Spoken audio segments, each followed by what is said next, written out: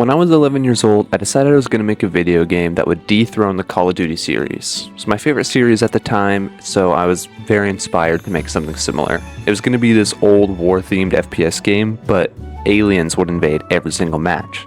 So the idea of it was like a multiplayer COD-style shooter, but you'd either play as the human class or the alien class.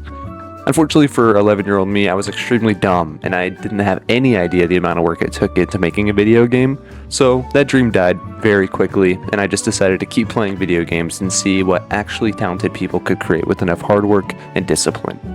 Today, I wanted to talk about indie games that function using the live service model. There's not a ton of them out there, and I think that goes to show my idea for this video in general. Before we do that though, for anyone who happens to be lucky enough to not know what a live service game is, I'm here to put an unfortunate end to that. A live service game refers to a video game that is designed to be continuously updated after its initial release, providing ongoing content and events to keep players engaged long term. Games that fit into this description are titles such as Fortnite, Valorant, League of Legends, things of that nature. These games are such a heap of work for the teams behind them that 9 times out of 10 live service games even end up dying, even just after a handful of years or even months. Games like Rumbleverse or Knockout Legends come to mind, with those games dying out fairly quickly, as well as the extremely silly Concord situation, where hundreds and hundreds of people worked tirelessly on this game for years, millions of dollars were spent on it as well, only for them to cancel it after a week and for it to be completely never seen again. On a side note though, it did get its own dedicated episode in the Amazon Secret Level show, so maybe it was all worth it. I explain all this to say that live service is a difficult enough structure to effectively produce with a billion-dollar corporation backing your project. So how can any indie dev studio even fathom the idea of pulling it off? Well, let's do a little comparison here, because it might not just be a path of death and bones for indie devs wanting to create their dream project. Actually, there could even be some benefits to doing this independently. While studios with big publishers have a ton of funding, they oftentimes have much stricter deadlines and harsher working environments, while the indie dev gets to work from home, has much more flexible schedule, and just an overall healthier work-life balance.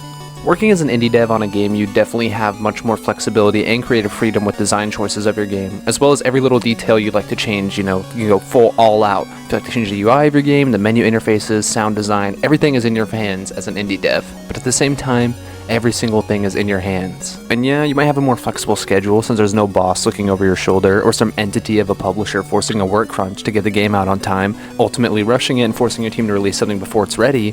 But big, huge AAA live service projects fail because of how heavy the workload is. Teams of hundreds of people with specific tasks in specific departments working on things they've dedicated their entire working life towards have been on projects that have led nowhere and failed to succeed.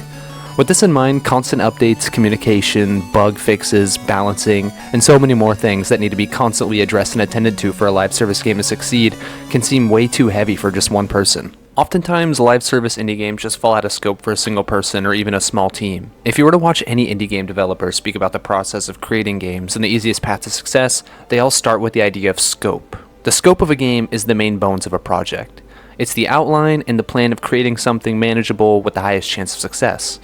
Examples of scope are things such as the size of a map in a game, how many game modes will be in there, how many weapons, characters, quest lines, etc., etc. I'm sure any idea you're thinking of in your head will probably apply to scope. Scope is a defining factor to a lot of indie projects, and live service games are just too huge of a commitment and most likely a time sink for 99% of developers.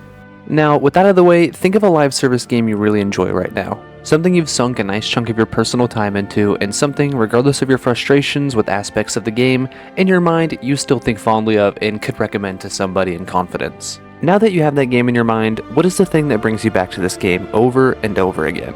After each addicted phase has ended, after time's passed without you even remembering the game's existence, after getting caught up in your own real life or world events or things of that nature, it's most likely the updates. Updates are the entire selling point of live service games. The idea as a whole stems from the game being constantly added to after release to keep the game fresh. The idea is to make it feel like the game never ends, like climbing a mountain that's peak is always just out of reach. With indie live service games, adding constant updates to the game is an extremely challenging endeavor. With just a fraction of the funding and resources, indies are expected to provide constant updates to the game they're releasing. It's an unfair standard they're held to, but with that being said, no updates for an extended amount of time will have a huge detrimental effect on your game's player base. So today, finally getting to the main point, I wanted to go over my personal favorite live service game of all time. It's a multiplayer first-person shooter that is created by a team of mainly one person. It's a game I've almost 100%ed, got all the achievements for, and a game I hold very fondly in my heart. I'm hoping some of you here have heard of it before, and if you haven't, I hope it's a game I can introduce you to for the first time. So, without further ado, let's take a look at a little game called Shotgun Farmers is an online multiplayer shooter where missed shots grow new weapons. Developed and published by Megastorm Games, instead of reloading, players harvest the weapon crops grown from bullets to get more ammo. The game is available on all platforms including Steam, Xbox, PlayStation, Switch, the main ones basically. Anyways, we're going to do a quick overview of Shotgun Farmers as a game, and then we'll go into its live service functionality. Let's go ahead and start off the overview by explaining the flow of Shotgun Farmers as a game and how it operates. In Shotgun Farmers, everyone starts off with a shotgun. I mean, it's in the name of the game, so I guess it's meant to be. But once you run out of ammo, however, you'll realize that your gun will wither away and completely fall apart. So now what? What will you do now that your only weapon left is a shovel? Well, you better dig up a new gun right out the ground, because in Shotgun Farmers, your missed shots plant seeds into the floor that grows a corresponding weapon. So once you run out of ammunition, you just look around and you're sure to find something lying about.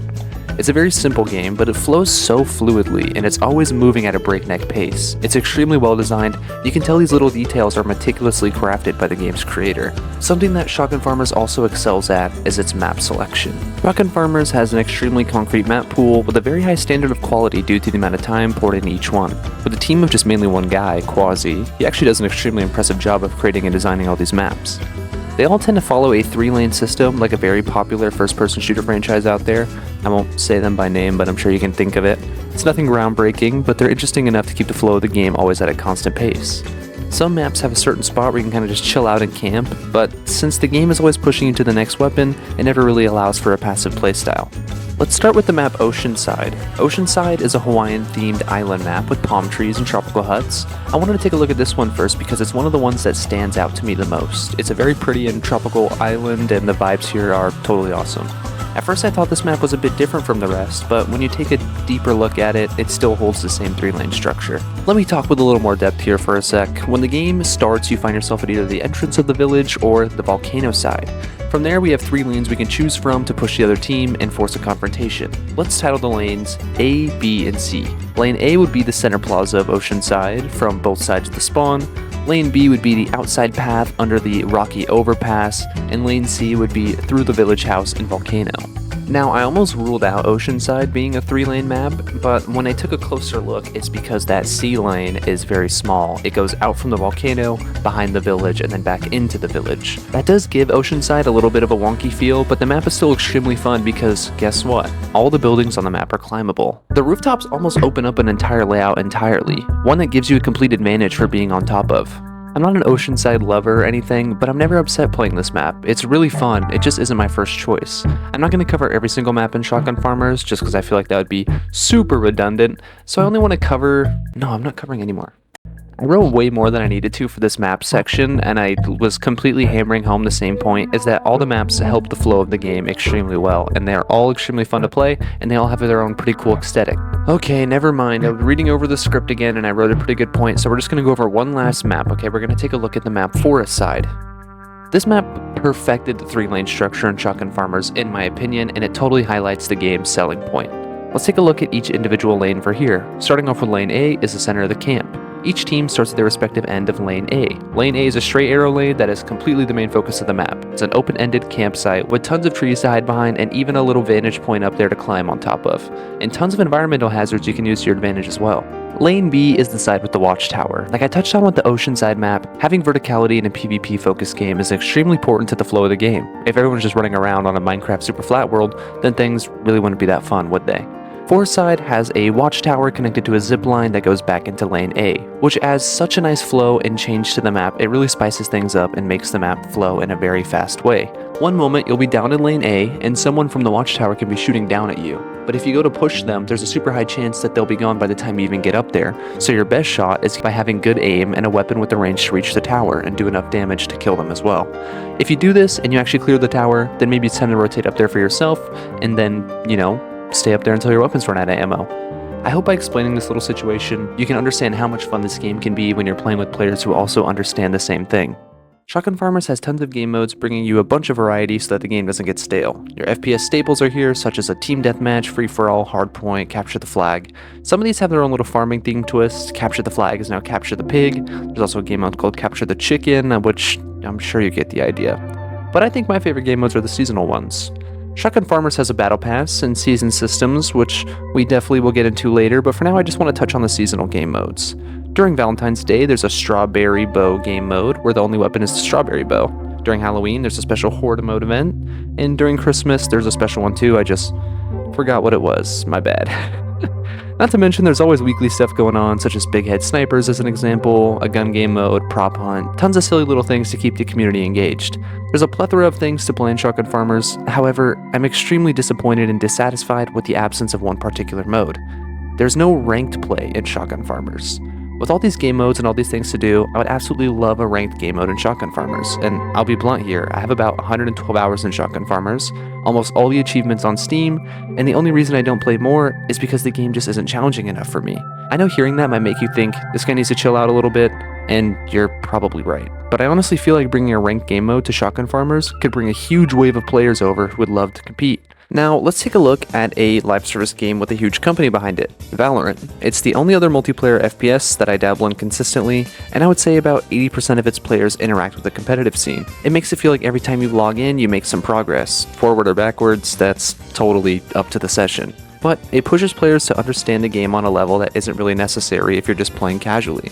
You see posts on social media and changes being made to the game. A ranked mode, I think, is something that Shotgun Farmers is missing, and it could totally bring more players to the game. Not only that, but I think some really fun, farming-themed ranked names could be born here. Imagine telling people you're Hail Barrel 3, or Wheat 2. There's a lot of fun stuff that could spawn from the addition of a ranked mode. If somehow someone who has any relation to the dev team sees this, that's the one takeaway I'd probably want for you to have from this, because I so desperately want to play this game some more. I guess when I was writing this script, I got really passionate about Shotgun Farmers because I went over not only the horde mode, but each individual weapon, and I would love to talk about that someday, but I think that doesn't really fit in this video. I think that's a subject for another video. Today we're talking about indie live service games and their struggles, so I want to loop back into that. The easiest way to tackle some of the struggles indie developers have to face is to listen to my own complaints from the perspective of said indie developer. Now, I know that sounds absolutely crazy, but hear me out for a second.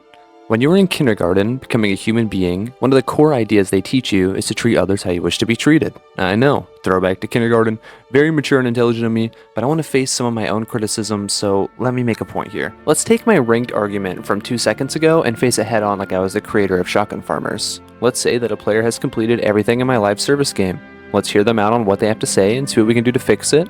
This player has reached the max level, completed everything, and the game has become unfun to them. They feel as if there's no one left to challenge them. This hardened farming warrior has reached the tip top of the 1% of gamers, playing the magnificent Shotgun Farmers, and is now requesting more challenges, more of what the game has to offer. Unfortunately, the game has nothing left to offer, so maybe adding a ranked mode is a really good idea. The player can find themselves challenged again and having a good time.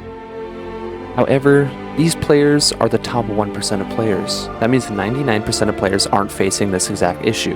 The majority of the player base has no need for a ranked mode, and although it may be fun for them, it's not the top of the bucket list. For returning players who do not claim to be the best of the best in Shotgun Farmers, the number one thing on their bucket list isn't a game mode to sweat as hard as possible. It's more content for the game. More updates, more skins, more maps, more content. So as an indie developer with limited time, limited resources, limited money, and limited manpower, does it seem like a better idea to take the challenge, like adding a ranked mode to the game, which would truly be only appreciated by the ones asking for it? Or would it be a better idea to continue working on the game, as a team has been, doing their best to add updates and game modes to keep the players entertained? I think given the option, most people would choose the latter. It does seem like the right decision, but this isn't black and white. This silly little gaming issue is extremely gray. Yes, adding more content to the game is definitely the team behind Shotgun Farmers' priority, but that doesn't mean I think they are better off never adding a ranked mode. I think it's a balance. Whoa, such a smart opinion from Mason. The right answer is not one of two sides, but a compromise of the two? No way. No one's ever thought of this before.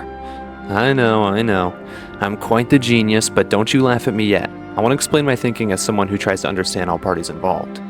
I think that by adding fresh content to the game as regularly as possible will keep players returning, definitely. I do think at one point, eventually that top 1% will slowly start to dissipate if no ranked mode is added, or if no features catered towards them are added.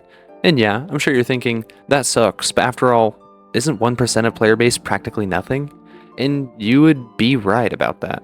But these are players who pour an ungodly amount of time into these games. I think there's a trickle effect in game's player base that will slowly eat at his player count. Since these nerds who play the game more than anyone else have left, eventually casual players will reach the same problem that they have, and they'll get to the end of the game's content and notice that there's really nothing there for them. And if there isn't any noticeable change in updates, these players will start to leave as well. I like to think of it as animals in a forest starting to run away in the same direction, and if you pay enough attention, these silly little gamers are running away from boredom. Basically, my point is yes, you should prioritize the majority of the players who play your game, but it's also important to listen to what people who religiously play have to say as well. Really quick, let me just say developers aren't stupid. They know this. I'm not saying anything profound at all. I'm just more so explaining it for the sake of the video. I'm sure if you're watching this, you've come to this conclusion quite some time ago. To make my point though, now I'm going to ask a question. What if it isn't feasible to listen to both sides of a player base? In many live service indie game Reddits or forums, you'll see nerds like me asking for niche things to be added to the game. And maybe some of them are awesome ideas. It's totally possible, and I'm sure many developers of games have said, wow, this is actually a really good idea. Unfortunately, for all parties involved, being a game developer is extremely difficult.